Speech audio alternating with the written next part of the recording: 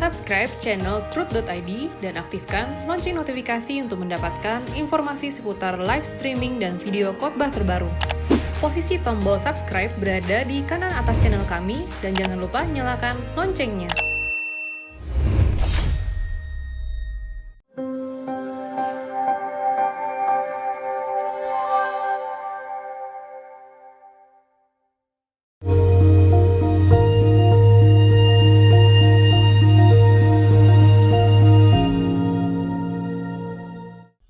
Shalom saudaraku, Anda bertanya Alkitab menjawab sampai pada episode 137 0812880005 dan seterusnya. Salam Pak Eras, saya mau bertanya. Dalam kisah Lazarus dan orang kaya yang diceritakan Tuhan Yesus, ya, apakah saat itu disampaikan Tuhan Yesus futuristik, kemampuan Tuhan melihat masa depan? Karena saat itu Tuhan belum menang dan saat kisah itu diceritakan, Abraham kemungkinan masih di Seoul dan Hades, belum terbagi nyaman dan tidak nyaman. Saya menangkap ini dari penjelasan tentang Seoul dan Hades. Sedangkan dalam perumpamaan tersebut Lazarus sudah duduk dalam pangkuan Abraham. Thanks ya Om. Ini pertanyaan orang pinter, orang cerdas. Saya salut, sayang tidak ada namanya di sini. Padahal kalau saya sebut namanya bukan sesuatu yang rahasia. Saya sudah berkali-kali termasuk sering mendengar pertanyaan ini. Dan biasanya ini ditujukan, maksud saya disampaikan oleh orang yang memiliki sistematika berpikir yang baik, yang tajam. Nah, pada waktu itu Abraham memang belum dipindahkan, atau tepatnya belum dipindahkan ya, belum dibangkitkan. Yang saya pahami Abraham termasuk yang dibangkitkan pada waktu Yesus bangkit. Lalu mengapa Lazarus sudah ada di pangkuan Abraham? Nah, ini penting. Satu, pengertian pangkuan Abraham itu bukan berarti Pak Lazarus betul-betul dipangku secara harfiah. Di dalam budaya Ibrani, pangkuan Abraham itu bicara mengenai tempat yang terhormat dan nyaman atau yang bahagia. Jadi tidak dalam arti bahwa Lazarus dipangku secara harfiah, duduk di pangkuan, di pahanya Abraham. Bukan itu maksudnya. 1, 2. Lukas pasal 16 yang mengisahkan Lazarus dan Abraham ini tidak disebutkan apakah itu perumpamaan, apakah itu fakta empiris atau fakta real. Tidak disebutkan. Jadi memang Tuhan Yesus hanya ingin menegaskan bahwa perilaku seseorang selama di dunia menentukan keadaannya di balik kubur. Itu yang penting. Makna utamanya, berita utama, main message-nya. Yang ketiga, bicara mengenai keadaan di balik kubur memang tidak perlu dipersoalkan lagi. Kapan, bila mana, ya. Yang penting makna yang hendak dikemukakan di situ. Saya ulangi, yang pertama pangkuan Abraham tidak menunjuk secara harfiah. 2, Lukas pasal 16 yang mengisahkan Lazarus dan Abraham ini tidak jelas apakah perumpamaan, apakah fakta. Cerdas sekali ya Tuhan ya. Tidak ada sebutan. Yang ketiga, bicara mengenai kehidupan di balik kubur memang kita tidak perlu mempersoalkan soal kronos atau kronologi. Jadi memang tidak menjadi masalah. Terima kasih untuk pertanyaan yang cerdas ini. Saya sangat apresiasi. Oke, 0812564883 dari Palangkaraya, Kalimantan Tengah, usia 37 tahun. Salam, haleluya Pak Eras, saya sudah menikah berdomisili di Palangkaraya, Kalteng. Saya berterima kasih kepada Tuhan Allah Bapa di surga yang telah menyingkapkan rahasia kebenaran firman-Nya atau Injil yang murni kepada Pak Eras dan berterima kasih kepada Bapak Eras karena sudah mau diutus Tuhan untuk menyampaikan Injil yang murni kepada kami umatnya yang memang dengan huruf besar ya sangat membutuhkan pengajaran yang benar dan murni. Saya dan istri sangat diberkati dan bertumbuh mendengar dan melihat khotbah-khotbah yang Pak Eras sampaikan yang ada di YouTube, dan menurut saya tidak bisa dibayar dengan harta duniawi. Saya merindukan kebenaran Injil yang Pak Eras sampaikan juga bisa menjangkau umat yang ada di segala bangsa. Kasihan mereka Pak, karena mereka juga pasti butuh Injil yang murni untuk keselamatan jiwa mereka. Yang saya tanyakan Pak Eras, di dalam kitab Wahyu 22 ayat 8 dan 9, kata iya di situ menunjuk pada malaikat yang tidak mau disembah.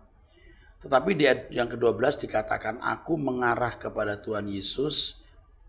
Apakah percakapan Yohanes dengan malaikat itu beda konteks dengan perkataan Tuhan Yesus di ayat 12? Mohon penjelasannya Pak Eras agar saya mengerti, juga bisa menjelaskan kepada orang yang bertanya kepada saya.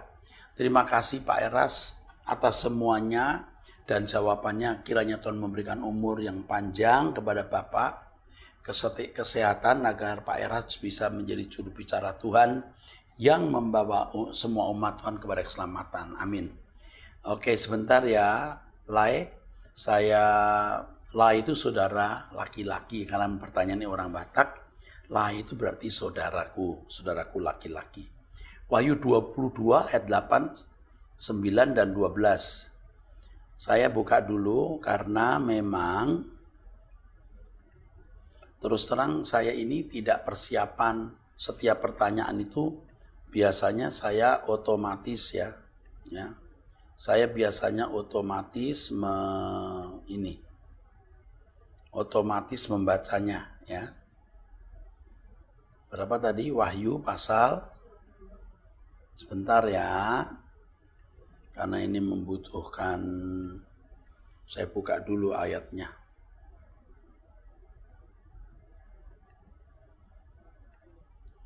Wahyu 22, coba mari bantu saya dulu. Wahyu berapa tadi? 22 ayat 89. Dan aku Yohanes, akulah yang telah mendengar dan melihat semuanya itu, dan setelah aku mendengar dan melihatnya, aku tersungkur di depan kaki malaikat yang telah menunjukkan semuanya itu kepadaku untuk menyembahnya, untuk menyembah malaikat itu. Tapi ia berkata kepadaku, jangan berbuat demikian, aku adalah hamba sama seperti engkau dan saudara-saudaramu para nabi dan semua mereka yang menuruti segala perkataan kitab ini, sembahlah Allah. Lalu ia berkata kepadaku, jangan memeteraikan perkataan-perkataan nubuat dari kitab ini, sebab waktunya sudah dekat. Barang siapa yang berbuat jahat, biarlah ia terus berbuat jahat. Barang siapa yang cemar, biarlah ia terus cemar, dan seterusnya. Sesungguhnya aku datang segera dan aku membawa upahku untuk membalaskannya kepada setiap orang menurut perbuatannya. Aku adalah Alfa dan Omega, yang pertama. Oh, puji Tuhan. 8 dan 9 ini jelas menunjuk malaikat ya, yang tidak mau disembah. Ya. 8, 9. Lalu yang dimaksudkan aku adalah Alfa dan Omega ini pasti bukan malaikat itu, tapi Tuhan. Jadi ayat 12, aku datang segera, pasti Tuhan. Aku adalah Alfa dan Omega, pasti Tuhan. Yang pertama ayat 8, 9 itu pasti malaikat. Ya. Sembahlah Allah, bukan sembah aku. Ini maksudnya. Sedangkan ayat 12, 13 itu jelas Tuhan. Ya. Ini, tapi sebenarnya ada penjelasan yang lebih dari ini yang akan saya jelaskan nanti di penjelasan mengenai Allah Tritunggal. Ya, saya akan jelaskan juga mengenai Allah Tritunggal. Tidak sekarang. Tapi sementara saya menjawab bahwa bahwa ayat 12-13 ini Alfa dan Omega itu jelas bukan malaikat.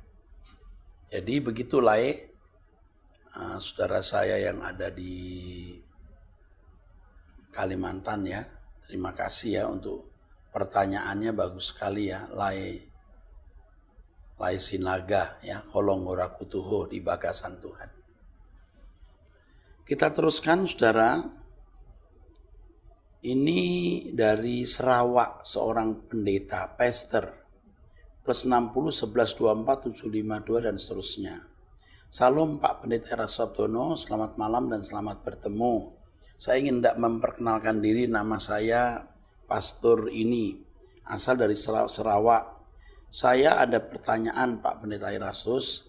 Pertanyaan saya Pak Pendeta, Rasul Petrus dia mengirim suratnya tertuju kepada orang Yahudi atau ada bangsa yang lain.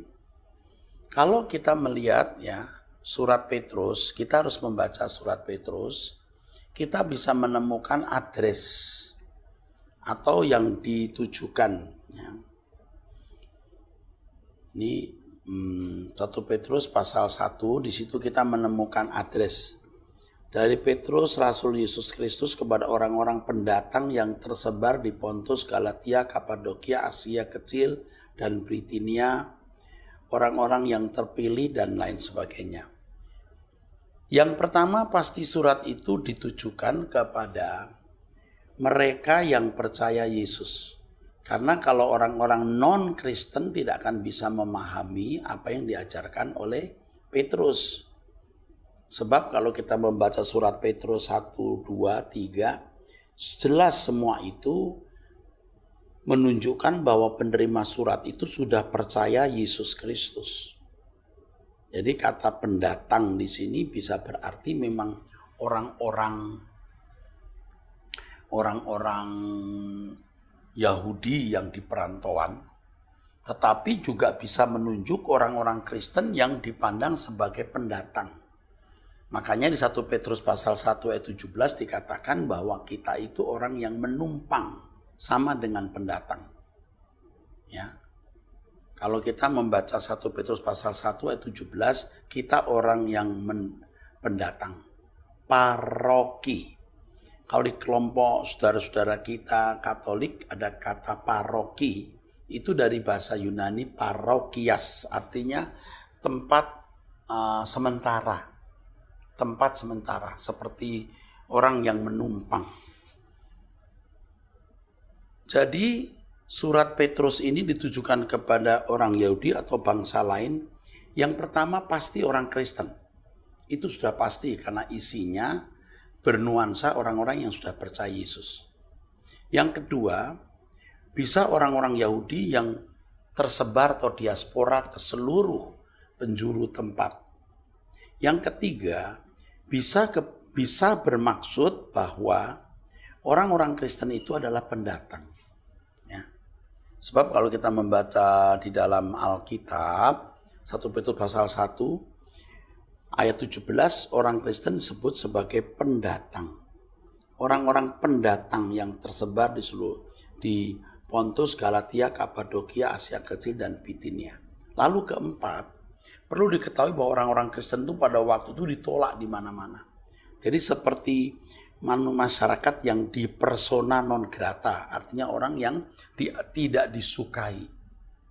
Jadi mereka seakan-akan orang yang menumpang. Sering di negara-negara yang mayoritas bukan Kristen, orang Kristen seperti menumpang. Seperti menumpang tidak diperlakukan secara pantas atau proporsional.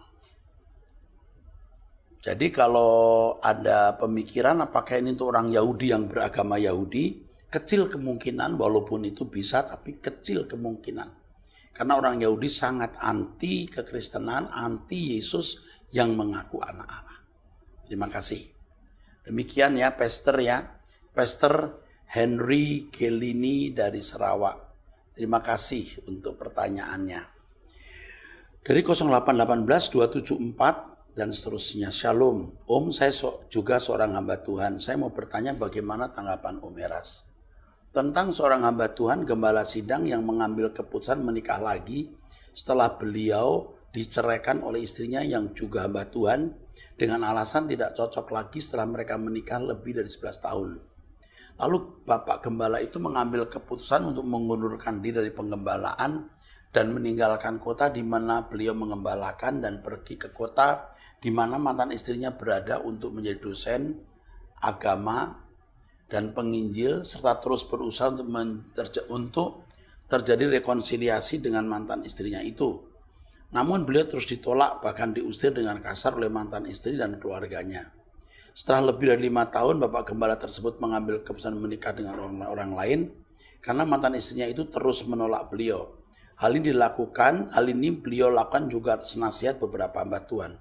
Apakah keputusan beliau itu salah? Wah, saya tidak tahu ini salah atau benar ya. Saya tidak tahu apa kehendak Tuhan dalam hidupnya. Ya.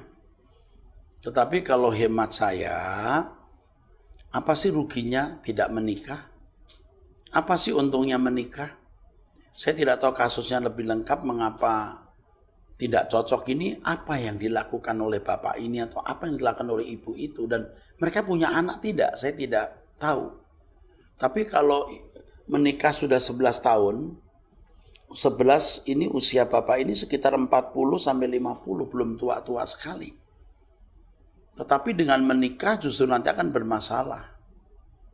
Walaupun saya tidak mengatakan mutlak jangan, karena saya bukan Tuhan dan istri ini sudah menolak terus. Tetapi kalau hanya menolak, mestinya dia masih punya waktu untuk menunggu.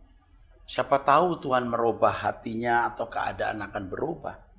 Kalau dia sudah menikah berarti ya sudah menutup pintu terjadinya rekonsiliasi. Saya tidak katakan salah atau benar, tapi saya bukan Tuhan. Tapi kalau saya jadi pendeta ini, saya tidak akan kawin. Hari ini pun juga saya bertekad dan saya sudah umumkan di jemaat, kalau saya tidak punya istri lagi, saya tidak akan menikah. Dan itu harga mati. Karena korbannya akan jauh lebih besar dengan usia 61 tahun ini. Korbannya lebih banyak. Nah, tapi beda dengan usia masih 40-an atau sampai 50-an ini.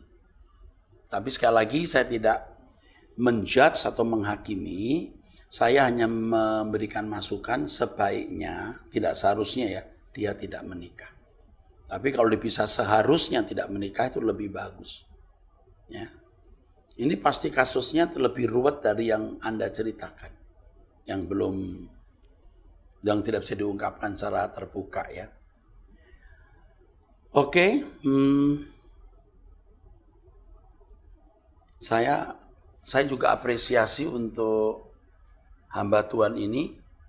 Saya akan mengirimkan tulisan saya mengenai kodrat ilahi ya, atau sekitar ini ya. Ya. Ini dicatat baik-baik ya. Nama pendeta ini. Oke, Tuhan memberkati ya, Bro. 0812 1865 7 sekian. Dari Bekasi, usia 65 tahun, bapak-bapak. Judulnya Lalang dan Gandum. Ini pertanyaan ada judulnya. Dear Pendeta Heru Sabtono, Shalom. Kebenaran firman Allah mutlak diyakini dan dialami dan sudah kekasih Tuhan alami dan sampaikan ke beribu-ribu bahkan berjuta-juta manusia buatan Allah. Terlebih yang diciptakan dalam Kristus Yesus agar mereka sadar betul dan bertobat sungguh-sungguh dalam mengemban amanat agung Allah secara murni. Bening berkilau, silau, full power, full energi Allah tanpa kandungan ion-ion dunia. Wih, keren ya. Mengacu pada kebenaran Matius 13 ayat 38-39, kami bertanya pada kekasih Tuhan juga kekasih Bapa di surga. Apakah dapat ladang lalang gandum yang masih belum waktunya tua itu diberi satu nama Pendeta Erasto Sabtono? Maaf jangan tersinggung, tapi mengapa kalau tersinggung itu menunjukkan lalang masih ada? Dan bukannya pendeta doktor itu gelar yang diberikan dunia, dan Erasto Sabtono itu nama dunia yang diberikan ibunda dan ayahanda tercinta di dunia? Apakah dapat lalang dan gandum yang masih belum waktunya tua itu diberi satu nama Pendeta Sabtono? Oke, saya teruskan dulu ya pertanyaannya. Kalau kekasih Bapak mau sempurna full energi, Allah Bapakmu bukan Bapakmu. Allah Bapakmu bukan Bapakmu Bapak saja. Apakah berani tanggalkan nama merek duniamu menjadi nama kemuliaan Allah Bapa, yaitu Kristus Sabdono? Sehingga ladang itu full milik Kristus yang sudah lunas dibayar oleh darahnya yang kudus, yang sakral, mahal, tak terhingga, nilainya sesuai rancangan Bapakmu, dan nama Kristus juga Roh Kudus yang dimuliakan, bukan Erastus. Kapan, tanda tanya kapan, sebelum kekasih Bapak pulang, selagi masih ada waktu dan jangan bilang terlambat lagi. Kalau masih ada yang meleset itu maklum, karena lalang itu nggak terima karena dia masih berjuang terus agar identitasnya pada ladang itu masih ada sampai hari penuaian. Kalau Paulus bilang itu duri dalam daging, utusan iblis. Dan siapa yang akan menggantikan atau mentahbiskan nama itu? Dirimu sendiri, karena kasih Bapa yang punya ladang itu. 4. Abaikan jika ini tak berkenan dan maafkan. Banyak hamba-hamba Allah, profesor, doktor, MM, ST, dan lain sebagainya yang Allah perlu murnikan dengan keteladananmu. Mu besar ya. Kasihanilah umatku, ku besar. Allah yang terombang-ambing atas kebenaran yang samar-samar. Ku tunggu belas kasihmu, Kristus Sabdono. Kunya besar, tunggu belas kasihmu, mu besar. Dalam Tuhan Yesus dan Roh Kudus, kami mengucap syukur Bapa di surga, amin, baik kemuliaan Allah dari Bapa, oleh Bapa kepada Bapa, baik kemuliaan Bapa pencipta dan pemilik semesta. God bless. Salam hormat dan kasih Kristus. Terima kasih Tuhan Yesus, hambanya yang setia, amin, amin, baik kemuliaan Allah Bapa di surga. Oke, terima kasih kepada Bapak yang mengirimkan ini ya. Tapi sebenarnya saya belum mengerti betul maksudnya. Apakah dapat ladang,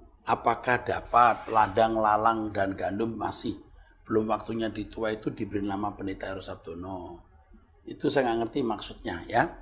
Tapi maksudnya kalau saya artikan apakah Erastus sudah sepenuhnya gandum? Nah itu mungkin harus saya jawab belum mungkin. Bisa saja satu kali saya mengajarkan sesuatu yang tidak sesuai kebenaran Alkitab atau artinya tidak murni betul, ada 1-2 kata kalimat yang salah, itu bisa. 1-2 butir pengajaran yang kurang tepat bisa. Tetapi sejauh ini tentu saya bergumul agar apa yang saya khotbahkan benar-benar murni gandum.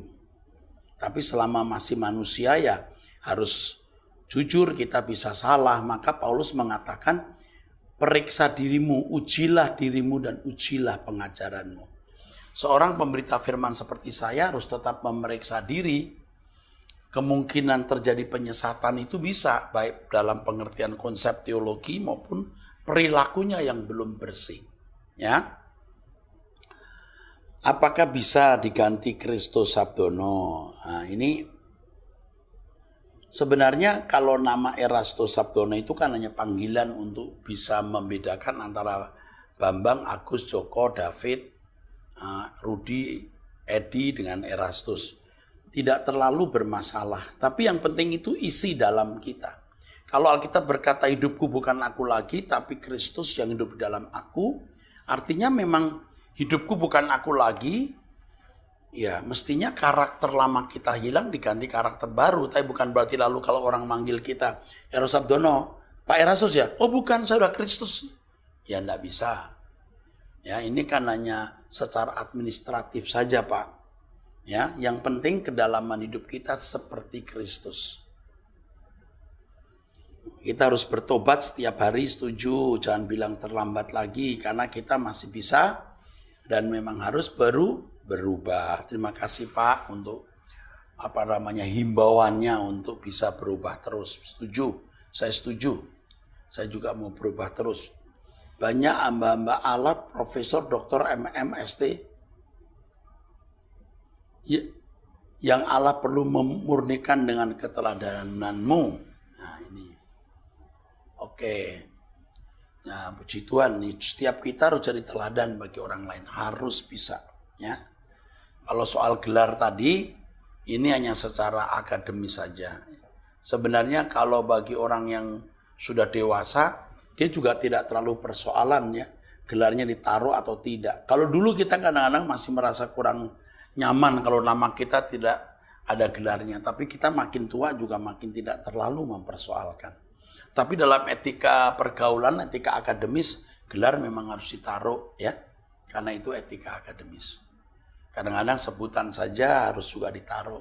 Bapak insinyur ini, MSI dan lain sebagainya.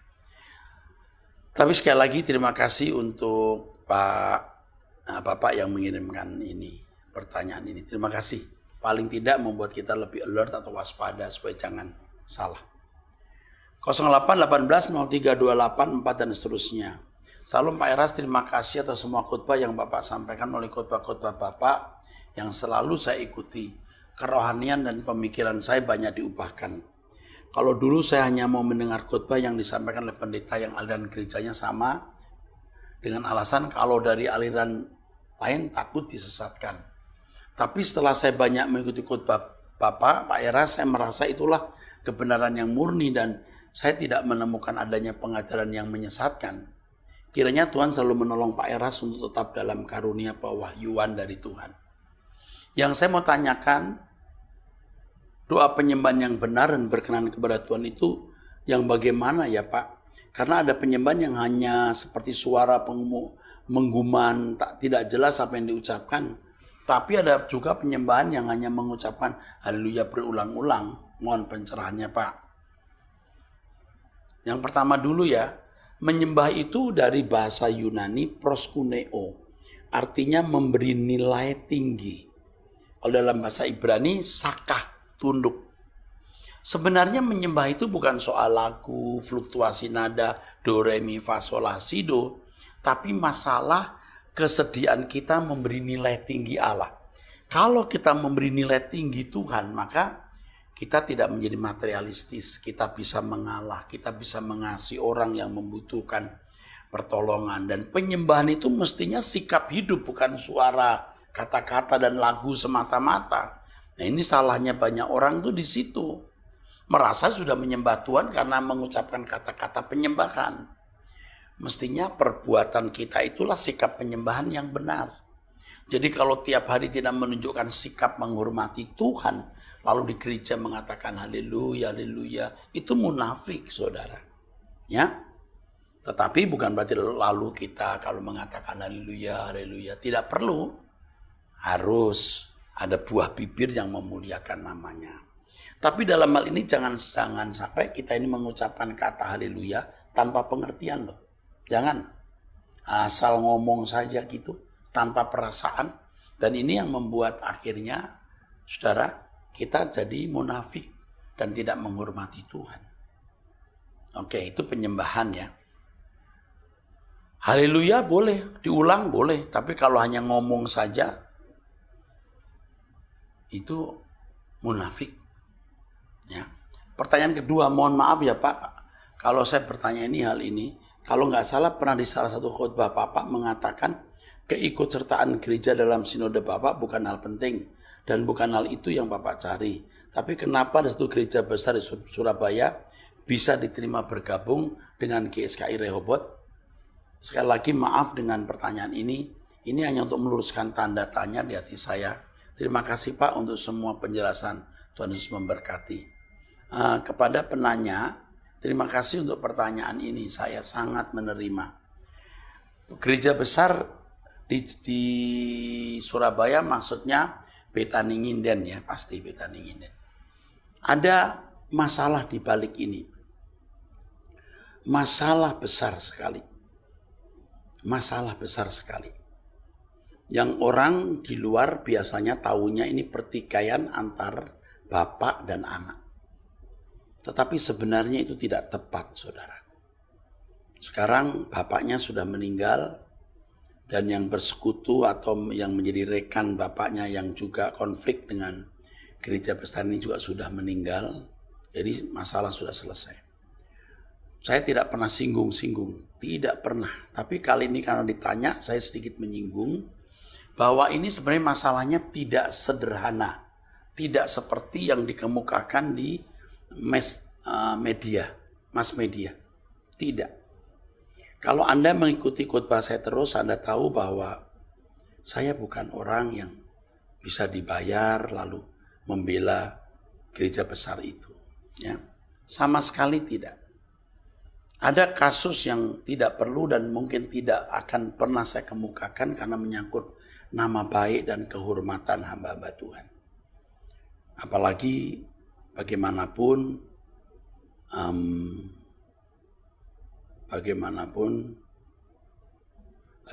pendeta, papa dari pendeta Aswin ini, bapak senior termasuk bapak rohani, banyak orang ya, kita mengakui senioritas kita. Jadi saya tidak perlu mengemukakan, kita tutup buku. Tetapi intinya saya tidak minta dia ikut. Jadi sebenarnya sebelum dia masuk GSKI, 1 tahun sebelumnya dia sudah minta mau masuk. Saya tolak. Dan beberapa kali beliau minta, saya tolak. Kenapa saya menolak? Karena saya tidak mau melukai betani-betani se-Indonesia yang mau memandang Betani Medan ini gereja yang terbesar. Dan memang gedungnya waktu itu, atau mungkin sampai sekarang, gereja terbesar di Asia Tenggara. Jadi saya tidak ingin melukai, saya sudah menolak. Tidak terima, sudah menolak. Nah saya berkata ini pasti aktivis dari GSKI Betani pasti ikut mendengar. Saya tidak menerimanya. Tapi setahun kemudian dalam kondisi yang saya lihat krisis, di mana saya perlu menyelamatkan dalam tanda kutip pekerjaan Allah. Bukan menyelamatkan Pak Aswin atau membela individu siapapun di situ, tidak. Demi pekerjaan Allah, demi aset milik Tuhan. Saya tidak punya nama sama sekali di situ, tapi milik Tuhan, untuk Tuhan. Makanya kemudian saya menerima penggabungan itu dan mendampingi jemaat. Dan saya memiliki kesempatan yang luar biasa banyak dan besarnya bisa menjangkau ribuan orang untuk mendengar suara kebenaran, itu saja. Jadi inti masalahnya tidak saya kemukakan di sini, tetapi percayalah itu bukan masalah sederhana, bukan sekedar ada konflik antara bapak dan anak. Sebenarnya malah tidak ada konflik sebenarnya. Konflik pribadi tidak ada. Ada sesuatu di balik ini yang tidak perlu saya kemukakan, tetapi sudah tutup buku, ayo semua kita maju di dalam Tuhan. Ya. Sudah cukup sampai di sini. Ya, terima kasih. Perlu diketahui juga oleh saudara-saudara bahwa tidak sedikit orang juga mau masuk GSKI. Saya berkata jangan dulu, jangan. Nanti menyakiti sinodemu. Kecuali orang yang benar-benar sudah lama ikut suara kebenaran dan memang bergabung mau suara kebenaran. Itu pun tidak mudah karena saya tidak ingin melukai. Saya rindu kebenaran ini. Saya rindu kebenaran ini dipahami oleh orang, saudaraku, sebanyak mungkin. Dan itu cukup. Bukan membela sinode, tapi membela suara kebenaran untuk pekerjaan Allah. Nah, demikianlah saudara-saudara sekalian, kita telah menyelesaikan episode kita, episode 137. Sampai bertemu di episode 138. Sampai jumpa, Tuhan memberkati saudara sekalian.